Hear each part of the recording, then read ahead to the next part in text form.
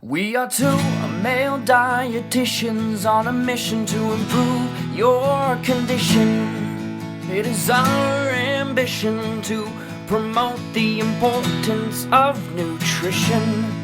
We love food, we love to cook. We're just two dudes, come take a look. We are Andy and Joel, two dietitians with a whole lot of soul.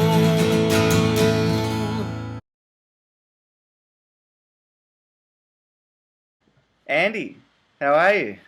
Good, man. How about yourself? Good to see you again. Yeah, likewise. It has been a little while. Welcome back, everybody, to another episode of Dudes Talk Nutrition. Today being early November, we are going to be discussing Movember and all things men's health. So I know that I'm growing a moustache this month in support of men's health. And Andy, give us some reasons why you're not. Right, I'm not. I don't have any good reasons why I'm not doing Movember this month. I've supported it a bunch of times financially, and I haven't done it, I guess, purely because I'm a bit of a wimp. So you guys have to forgive me for that, and maybe next year, Dudes Talk Nutrition will both be doing it. Okay. Well, yeah, let's jump right into some men's health talk. Yeah. So obviously, what can our listeners take away? What little snippets of advice can our listeners, viewers, take away, to improve their health, particularly, for the male audience? Okay, so I'll hit a quick point first, and I'll let you go from there. We can go back and forth quick fire. So let's talk for a brief second prostate cancer. The number one most likely type of cancer, I believe, that a male is likely to be diagnosed with.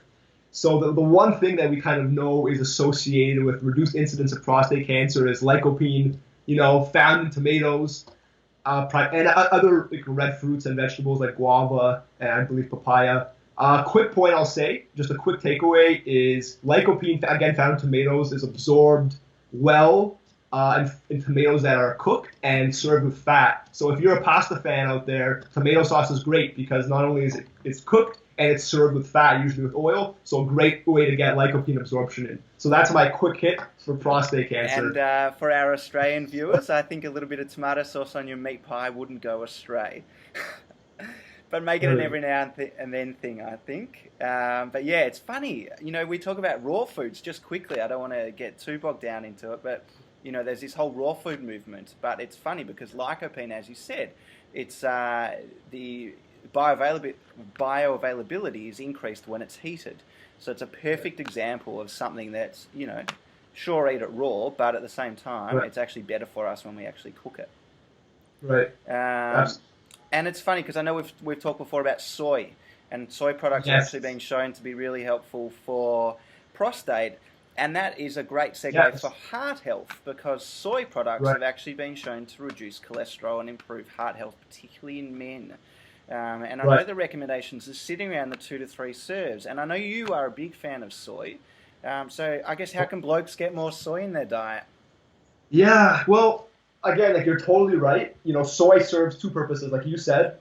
Helps with cholesterol, and second, it just replaces meat, which we eat too much of. We've talked about this before, right?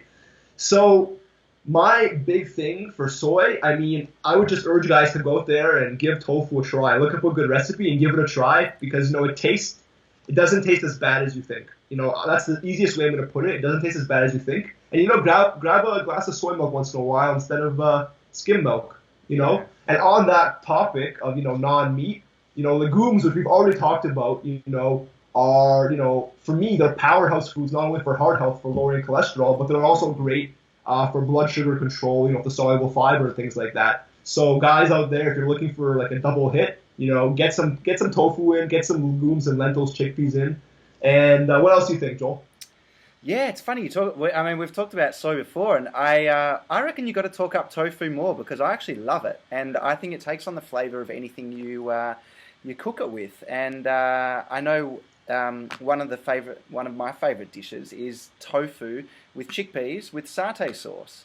And it's perfect. Heart healthy fats, great source of that protein, and good source of that soluble fiber. So it really does tick most boxes.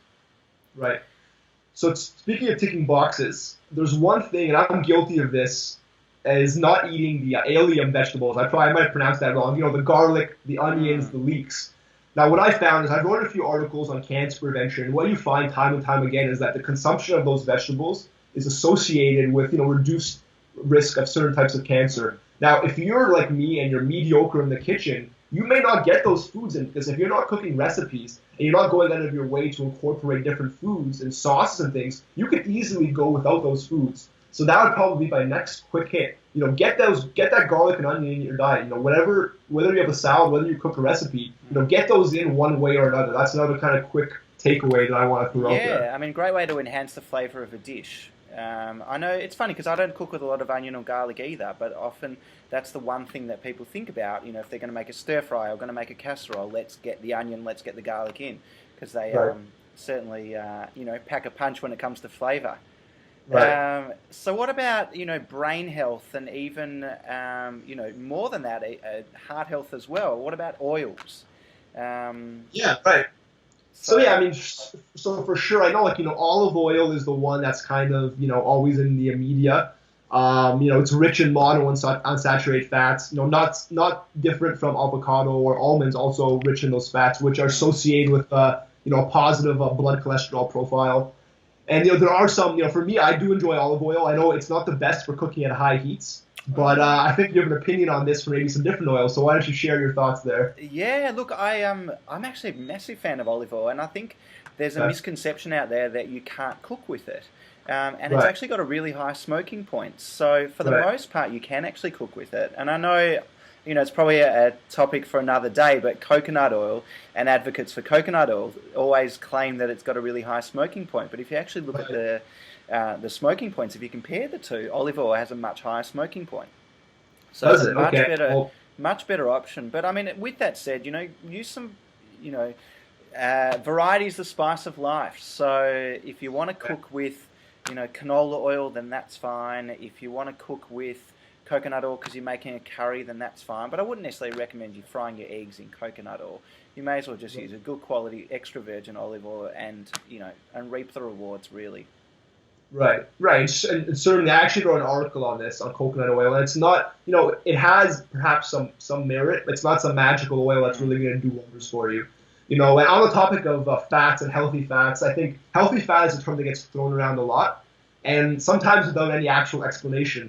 So let's talk about what we think about healthy fats. So when I think healthy fats, I think a diversity of nuts and seeds. Yeah. You know, I think almonds, I think walnuts, I think pecans, I think sunflower seeds, flax seeds. You know, there are different types of healthy fats. And healthy fats is not just one thing. So if you are someone who's not eating nuts and seeds, get out there, get on them, but don't just pick one. Diversify, because they all have their own benefits. And again, variety is the spice of life. Yeah, you know? I mean, it's funny. I often get asked which is the best nut. But I guess from my perspective, you know, just go with what you like. If you like almonds, include almonds. If you like cashews, include cashews. But yeah, if you like a number of them, go the mixed variety. And it's really funny. Well, not funny. I guess it's really interesting because this whole there's talk of the gut microbiome and all the positive effect of that, the bacteria sitting in our large bowel.